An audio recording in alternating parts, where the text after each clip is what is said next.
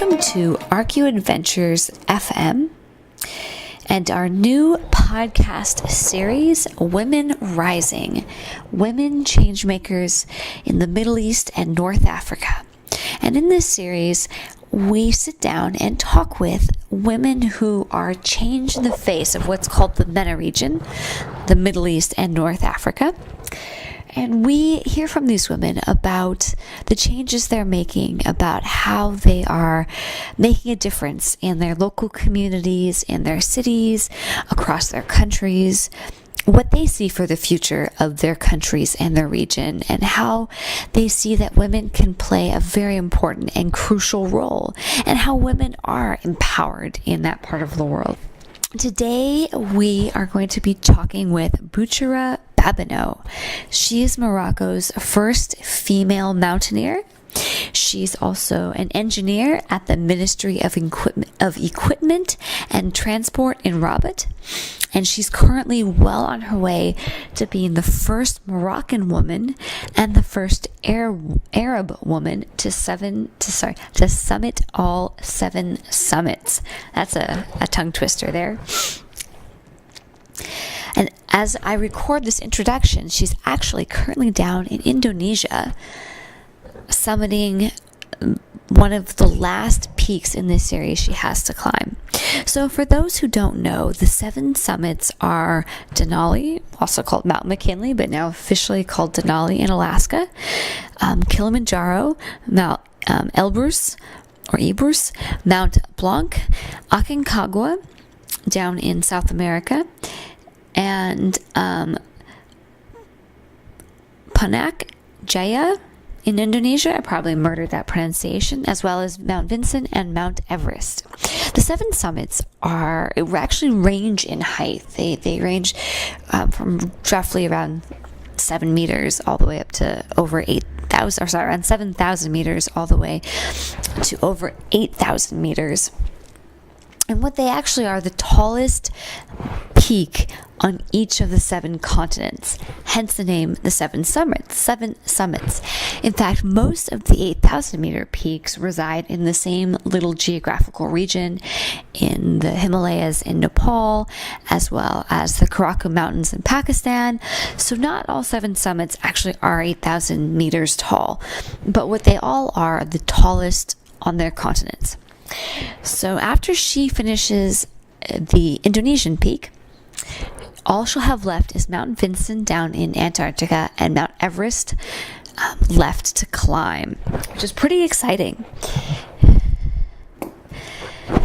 So we have a wonderful interview and discussion today with Bouchra. She shares what it's like to be a woman in Morocco chasing such a big physical goal, and how Moroccans have embraced over the last decade and a half women athletes, how Morocco is changing dramatically, and how women now, when they want to travel or they want to pick up a hobby or they want to do something, they're looking at not sitting on the beach, but going outside and hiking or picking up a new sport or even starting to climb, and how Morocco is really changing and evolving into a place where women have so many opportunities. And she's a fascinating woman to sit down and spend some time talking with. Very humble, real positive attitude, and a very impressive lady. She's accomplished quite a bit, and I asked her at one point what she wanted to do after she finishes all 7 summits, and she thought it might be fun to go and be the first Arab woman to ski to both the North and the South Pole. So we're definitely going to be seeing a lot of accomplishments from Bouchra for quite a long time. She was, in fact, for all her accomplishments, both in promoting adventure sports around the world as a Moroccan, but also successfully working through all 7 summits, and also encouraging women to chase their dreams, women to do things that are different than what are traditional roles, and all her work traveling around to schools and inspiring kids to chase their dreams and dream big. She recently was honored by the President of Morocco with a very prestigious award. So without further ado, I am going to introduce you to Bouchra Baibanaou and share with you our wonderful, wonderful interview. I hope you enjoy it. Going in another summit. Where are you? Which summit are you going to? I'm going to Indonesia. This is the pyramid of Carsons. And when are you going? Indonesia. And when are you going? In Indonesia?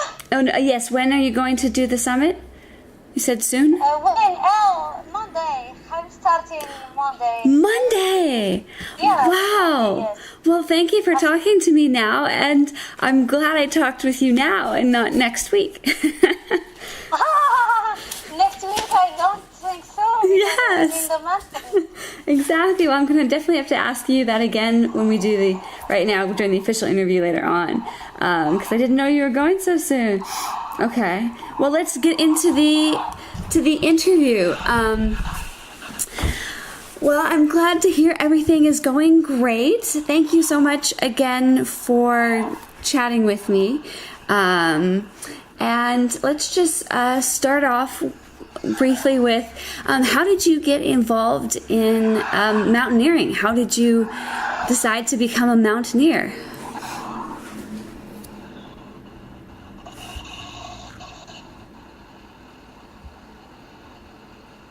Bouchra, are you there? Yes, I am here. Okay. So let's start with our first question. Yes. How did you get involved with mountaineering? How did you decide to become a mountaineer? Okay. First, I started with just do some trekking in the forest, with friends. And also when I was young, I started to do some camping with my friends, and I liked this hobby very much. So first time I did summit Toubkal, the highest summits in Morocco, and after I did a lot of mountains in Morocco. And in 2011, I started with international mountains. I started with Kilimanjaro, the highest mountains in Africa. Wow. And then you went on to climb other mountains after that? Yes. After that, I started the project 7 Summits. It's the highest summits in each continent. So I did the high summits in Africa, Kilimanjaro, the high summit in Europe. I did before Mont Blanc, and after that Elbrus, and I did the high summit in North America, McKinley or Denali. And also I did the high summit in South America, Aconcagua in Argentina. Wow. And still 3 mountains I will do next week. The high summit in Oceania, in Indonesia, and I hope inshallah to do the high summits in the world, Everest next year inshallah. That's exciting. Wow. So you're getting close to being almost done. Yeah, I am excited too. It's still 3 mountains. Next week I will try the 5 mountains, and it will. I'm looking for a sponsor to do Everest and Vincennes in Antarctica. And what does your family and friends think about you mountaineering? Have they been supportive? My family first was afraid. It's not easy to leave my family for 1 month or 2 months. But my mother was so afraid. But now it's okay. They are used to this adventure. So they just tell me, be careful, don't do anything wrong, and call us anytime you can. So they start to be used to that. Wow, well, that's awesome. That's wonderful that they are so supportive. Why do you feel it's important to share your journey to climb the 7 summits with women? Why do you feel this project you are working on is important, particularly for women? I think it's very important to share. For that, I want to share that with women, because I want to tell all the women that you can do anything you want. You must trust in yourself. You must try, and you must be confident, because anyone can do anything if really he wants to do that. If he try. So that's what for that I want to share this journey with another women, not to be just with family, that she can have another roles in the life with not only family, children, husband, but she can do another. She can realize her dreams too. Are many women in Morocco now getting outside, participating in sports?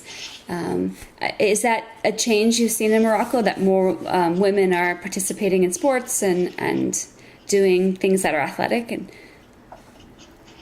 Yeah, there are many. Now it's starts to be different because there are a lot of opportunities with new governments, and a lot of women try to do something special, to take some responsibilities. So it starts to change, and women now they start to do some challenge. Before was only for men. Mm-hmm. And so, as you've trained for these mountains, what have you? How did you go about training? Is there, rock climbing gyms in Morocco? Are there gyms to train at? How did you go about training for these different climbs? Sorry, I don't hear the question. Oh, that's okay. So when you were training for these, when you are training for climbing the 7 summits, how have you trained? And for any women out there who are listening who want to go and climb a big mountain, whether it's a 8,000 meter peak or even a smaller mountain, do you have any training advice?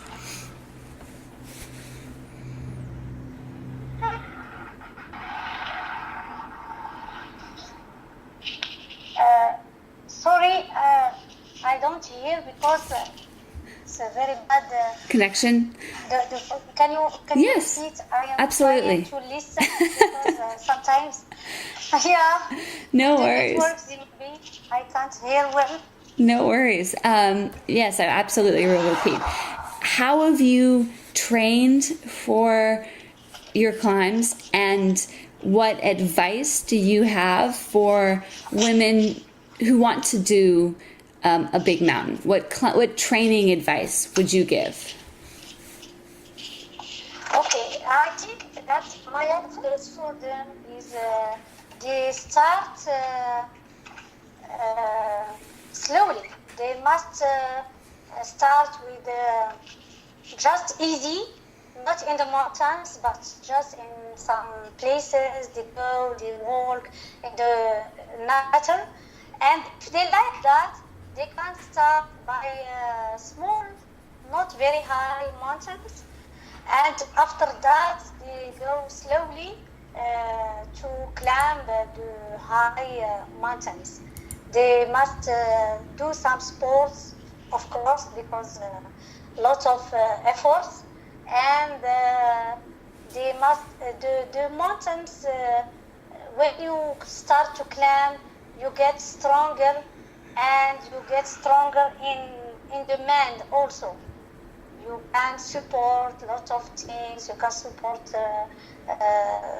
the bad weather. You can support a lot of things in life. What has been your biggest challenge in completing this project to climb the 7 summits? What my husband said? Oh no, what's been your biggest challenge? If I finish the challenge. Oh no, what's been the hardest part for you of trying to climb the 7 summits? What's been the hardest thing for you in this journey? Did you hear that? Did it go through? My question. I know the connection's not working so well. Sorry. It's okay. So what has been your biggest challenge? Just try again, okay. And I will try to listen. We're making it work. No worries. Because your voice is not continuous. Some words okay, some words no. Yeah. We have try again. Okay. What has been your biggest challenge as you've tried to climb the 7 summits? My biggest challenge. Yes. I think first to do this project, it was a big challenge for me because first I must be very, very strong physically. Also, I must have a lot of money because it's not easy to climb. It's very expensive. So I looked for sponsors to help me, and also because I must take some holidays for my work, and also to left my girl alone for 1 month. It's a lot of things. When I come back, I am very happy. And just out of curiosity, so our listeners just can learn more about you. What do you do for work in addition to climbing mountains? What do you do? For work? Mm-hmm. Yeah, I'm working in the Ministry of Equipment and Transport. So I asked for some holidays. Because it's not just for me, it's for Moroccan also. I will take the flag in the highest mountains, so it's I represent a lot of Moroccan in this country. For that, they give me some holidays just for this expedition. That's great. And you're right, you do sort of represent a lot of Moroccans, and I bet people are very proud of what you're doing. I saw that you recently met the king, is that right? Yes, of course. What was that like? I saw that you were recently honored with an award by the king. Yes, in the 21 August. Yeah. It was the youth fete, and I was honored by the King Mohammed VI. I was very, very happy because it's something exceptional. I met him, and he encouraged me. He told me that what you did is very good for our country, and he wishes for me good luck for the rest of the mountains. That's exciting. That's very exciting. Yes, I was very excited. It was very good. It's the best things that happened in my life. Aww. And let's see, what was my next question? So what was the name of the award again that you won? What was it called? It's what's you call that?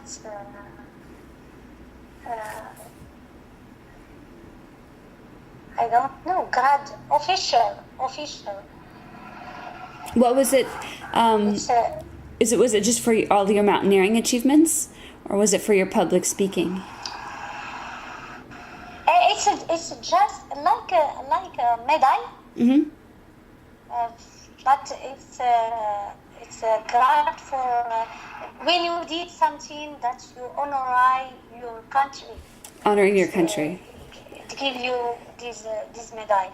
Very, very amazing. Wow. And so you also came to my hometown, Seattle, when you were training to climb Denali, which is a neat connection. And you trained and climbed Mount Shuksan before then you went and climbed Denali. Yes, it was in 2013. Mm-hmm. I came to Seattle for training. I was with Mountaineers, Mm-hmm.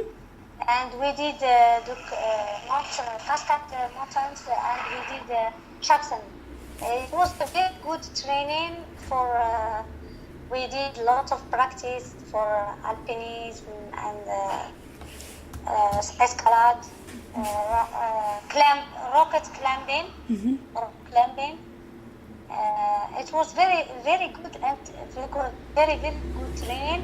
And I did this training because I must do it before coming to do McKinley. Mm-hmm. And next year I came for McKinley, Denali. And so after you complete the 7 summits, because you're close to getting there, just a couple mountains left, what do you think you'll do next once you finish this goal? My husband told me, when you finish the 7 summits, stop it. But me, I told him, oh, maybe I will do the North Pole and South Pole. I think for that, because it will be the big adventure. Mm-hmm. If I did the 7 summits and with the 2 poles. Yeah, I hope that I can do that, inshallah. Yeah, that would be amazing and a big adventure, as you say. Be very different and exciting. Yeah, very big adventure. And would you be the first? It's not easy. And you'd be the first Arab woman, is that right, to do the North and South Pole? If I did that, I will be the first Arabic woman. Wow. African women. Yeah. Very exciting. Because no other women did that before. No Arabic women did that before. Well, one more last question before I let you go. I know you have lots of things to do before you head out on Monday to go climb your next mountain.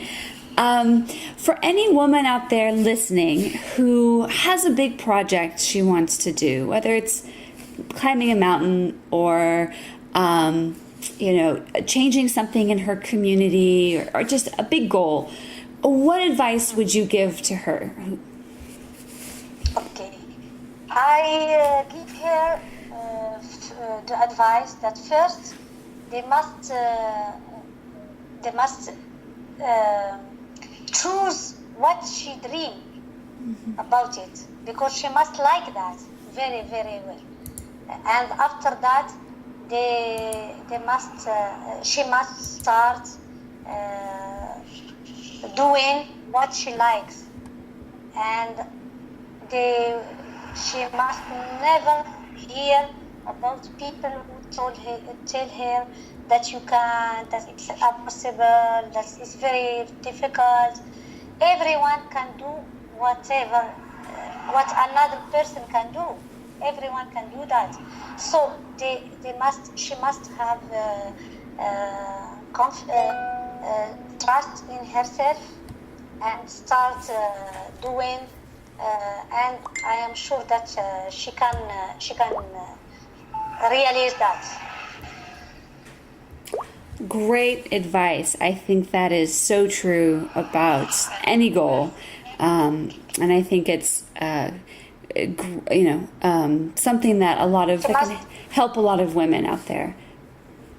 Yeah, perseverance and trust and some passion. Even if she can't now, she can do that after. It's everyone can do that. Well, what you're doing, Bouchra, is so inspiring. I don't know. Sorry. No, you were very clear. I completely understood. But what you're doing is so inspiring. Yeah. No worries. Because I think that I was not clear. It's okay? It's good. Yes. I think it was very clear. I think you very clear. Absolutely. And what you're doing is so inspiring. Good luck on the climb. Stay safe. Let me know how it goes, and I'll be, sending good thoughts for a summit. And I hope all your preparation between now and Monday goes well. Everything you have to do. Thank you. It's done. Yeah. And when I come back, I will send you some photos. Yes, please do send me some photos. I would love to share them on the Outdoor Women's Alliance and on my photography website and on ArchaeoAdventures, so we can show everyone all the amazing things you're doing and what the climb looks like. That would be very neat. So, well, take care, my friend. Thank you so much for chatting. Thank you very much for your invitation. Thank you. Yeah. All right. Have a great rest of your day, Bouchra. Thank you. Bye. I'll talk to you soon. Bye. Thank you very much. Bye. So that was our wonderful interview with Bouchra Baibanaou. She's such a remarkable woman and a joy to talk with. Now I'm very excited that I was able to share her and her wonderful story and all her accomplishments with ArchaeoAdventures listeners and travelers. She's got such an exciting tale, and we'll definitely be keeping you posted when she goes for Mount Vincent and Mount Everest. I'm definitely going to be finding ways to get all of you through ArchaeoAdventures updates on how she's doing on her bid to climb all 7 summits. And if you are curious to go check out Bouchra's home country of Morocco, one of my favorite places on the planet. The people are amazing. It's a stunning country. It's absolutely gorgeous. The natural scenery is just unbelievable. The food is amazing. It's one of my favorite places on the entire planet. So if you've been thinking about it for a while, if it's a place you've been curious about, been wanting to check it out, we're actually doing a women's trip.